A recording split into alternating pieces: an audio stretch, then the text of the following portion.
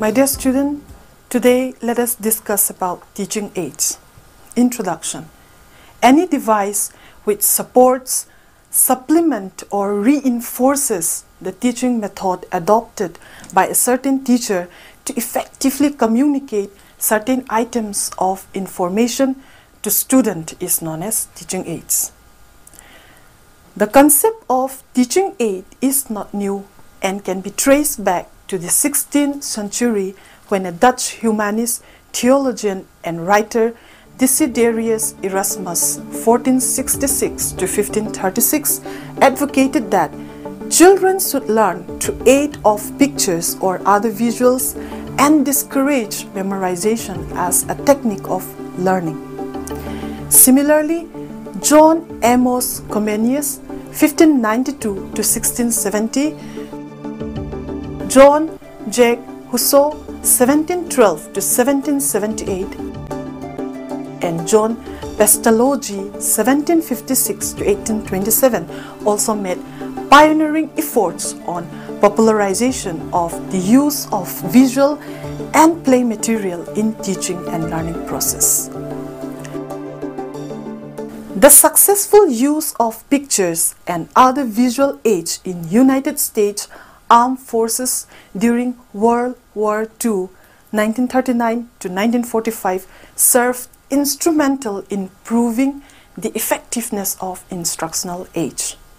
Thereby, exponential growth in the use of teaching aids in the field of education has been widespread worldwide in educational establishments such as schools, colleges and universities. In India, the Qatari Commission 1964 to 1966 reflected its emphasis on the need to supply teaching aids to all schools for improvement of quality of teaching, which is a great educational revolution leading to drawing out the best in the learner.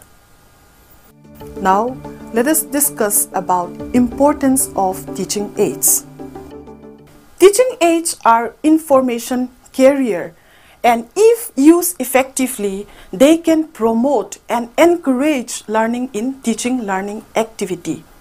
Some of the important values of proper use of teaching aids are highlighted here. Number one, it helps to reduce verbalism and provides a clear concept through engagement of the different senses and thus helps to bring accuracy in learning. Number two, it motivates the students to work with more interest and zeal besides being helpful in attracting the attention as well as sustaining the interest of the student in the classroom. Thereby, it enlivens the classroom interaction. Number three, teaching aids provide variety of experience that fix up new learning in the minds of students. Number four, a good deal of energy and time of both the teachers and students can be saved on account of the use of teaching aids. Next is number five, teaching aids provide a great scope of freedom for children to move about, love and comment upon that will stir the imagination, thinking process and reasoning power of the students and call for creativity and inventiveness and other higher mental activities on the part of the student and thus help in the development of higher faculties among the students. Number six, it enables the teacher to follow the maxims of teaching like simple to complex, known to unknown, concrete to abstract and many more. Then we have number seven, that is, the use of teaching aids provides a touch of reality to the learning situations. Next we have point number 8, that is, it helps in meeting the needs of different types of students. Then we have point number 9, it provides reinforcement to learners. Next, let us discuss about the various criteria for selecting teaching aids. Teaching aids prove effective only when they suit the teaching objectives and unique characteristics of the special groups of learners. The following criteria may be kept in view while teaching aids is selected. Number 1, The aids should be integrated with learning. It should be an integral part of educative process and appropriate to the curriculum of the class. It should not be merely recreational, but should accomplish some significant end and coordination with day-to-day lesson. Point number 2, it should be according to the age, intelligence, and experience of the students. It should neither be too simple nor too complex. It should suit their physical, psychological, intellectual, emotional, and economical background of the learner. Number 3, the language should be familiar and comprehensible to the pupils. Next we have point number 4, that is, it should be truthful, accurate, and realistic, and should be a substitute for reality. Next is point number 5, it should be motivational and highly informative. The aids used should attract and capture the attention of pupils. Next is point number 7, it should be available where and when required. And then we have the next point, it should have desirable utility and should be according to the local condition and needs. Now let us discuss about the difference between teaching method and teaching aids. Teaching method is the style of presentation of content in classrooms. It is just a way of teaching, while teaching aids is any device which supports, supplements, or reinforces the teaching method adopted by a certain teacher to effectively communicate certain items of information to students, like I have mentioned earlier. Now let us have a broad overview of the classifications of teaching aids. Teaching aids can be broadly classified as audio aids, visual aids, audio-visual aids, and activity aids. By audio aids, it means that those aids that can be heard but not seen, which include language laboratories, radio, sound distribution system set, tape, and disco recording. Visual aids. Any instructional aids that can be seen but not heard are called visual aids. Examples: graphic aids, which include cartoons, charts, comics, diagrams, flashcards, graphs, maps, photographs, pictures, and posters. Next, we have display board. Display board include bulletin, flannel board, magnetic board, and pegboard. The third is three-dimensional aids, which include models, globe, diorama, and specimens. And the next visual aid is chalkboard. Next we have silent films, slide projectors.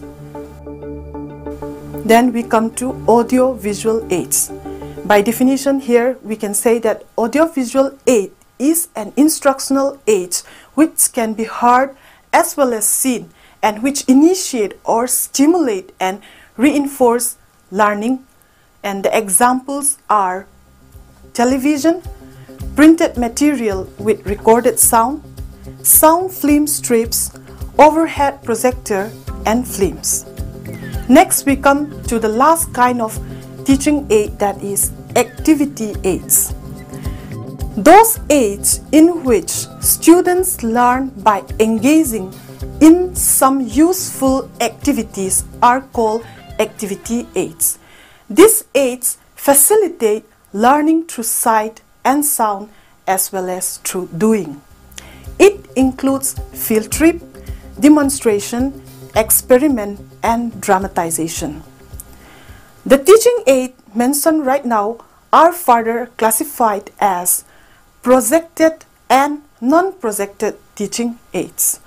The projected teaching aids may include silent films, slide projector, sound film strips, overhead projectors, and films. And the remaining are included inside the non-projected teaching aids. Now let us discuss about the advantages for effective use of teaching aids. Number 1, teaching aid reinforces what we are saying. It ensures that our point is understood. Number 3, it signals what is important or essential. Number 4, it enables students to visualize or experience something that is impractical to see or do in real life. Number 5, it engages students' other senses in the learning process. Then we have number 6, it facilitates the different learning style. Now let us come to the suggestion for effective use of teaching aids. Number 1, the teachers should be well skilled in the use of aid. Aids should be actually taught and not merely displayed. It should not substitute but supplement the teacher work. While using the aid, active participation of students should be sought. There should be adequate preparation on the part of the pupil. They should be told what they should look for. The pupil should ask questions, answer questions, comment and discuss. Then we have number 3, the aid should be properly protected and preserved, for nothing discourages or mars the interest of the student more than a spoiled pictures, broken model or a correct slide. Then we have point number 4. The teaching aid should be located conveniently so that it is easily available when need arises. The teachers should keep the aid at such a place as is easily accessible and find no difficulty in getting it when he requires it. Then we have the last point, that is number 5. The teaching aids should be evaluated at regular intervals in order to know their use and effect on learning. So, we can conclude our today's lesson by saying that teaching aid is an important tool used by a skilled teacher to cause a meaningful learning in the student by engaging the learner to actively participate in the educative process. However, improper and unplanned use of teaching aids can have negative effect on the learning outcome. So the teachers need to be well versed with the broad classification of teaching aid and should be very judicious in selecting the most appropriate teaching aids to be used for imparting a particular lesson, such that teaching aids will render great help in enabling the teachers to achieve the instructional objectives.